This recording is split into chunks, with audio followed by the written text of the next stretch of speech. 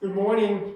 The type of squat that I like to use, personally I use it all the time, like for my athletes to do it, and certainly my adults, is what I call a military squat. Okay, a split squat would be the legs are spread apart quite a bit, pretty good 90-degree angles on that front leg.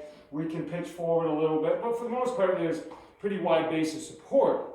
A military squat is you take a very narrow parallel stance and just bring the toe of the leg that you're not going to be putting the weight on to the heel. And that leg basically becomes like a kickstand, okay? So if we look at it this way, I just bring it back, I'm pretty narrow, and I use the front leg as the leg that I'm bending. This leg really has no weight on. I mean, there's a little bit of weight on, but not much, okay? And then I press up. Notice how straight this knee stays. As you look at it from the side, I'm getting really good ankle, knee, hip flexion, and I'm really loading the quads, posterior chain, through hamstring, glutes really, really well. But there is more of an emphasis towards the front of the thigh. Remember, a lot of people when they step quick or step off something, it's their inability to use their quads to decelerate that quick knee flexion. So we want to be strong there. So here's a progression I like to use. First of all, if the client doesn't have great balance, they're going to hold on to something. But we're going to say we're beyond that. Is I just start body weight, and then just simply perform the squat. Now, to help them to start, I'll have them go arms out, and then eventually take that lever away a little bit.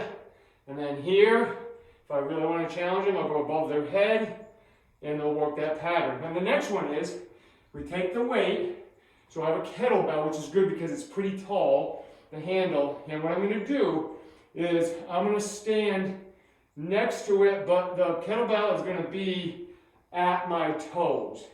I don't want it at my ankles, I want it at my toes because my body is going to pitch forward a little bit when I go down.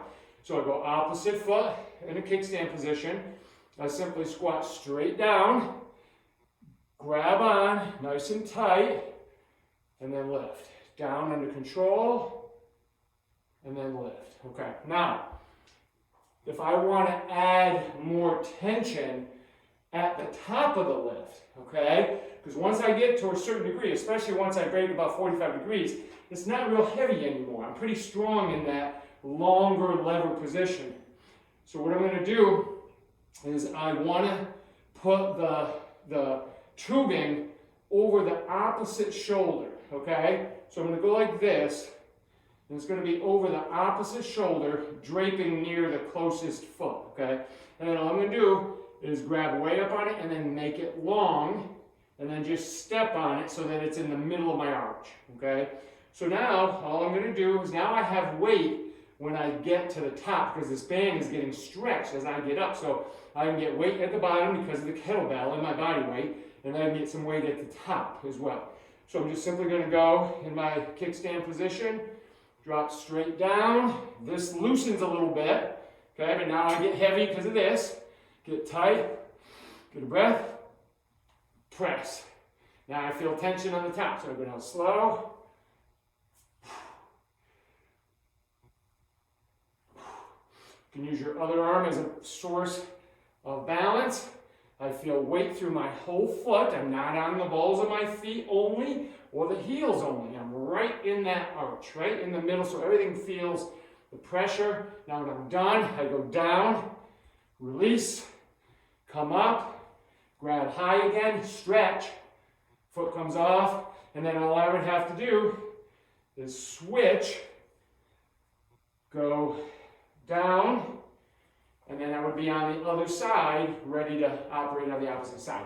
Guys, military squat, great exercise. Give it a shot. Let me know how it goes. Hey, have a great day.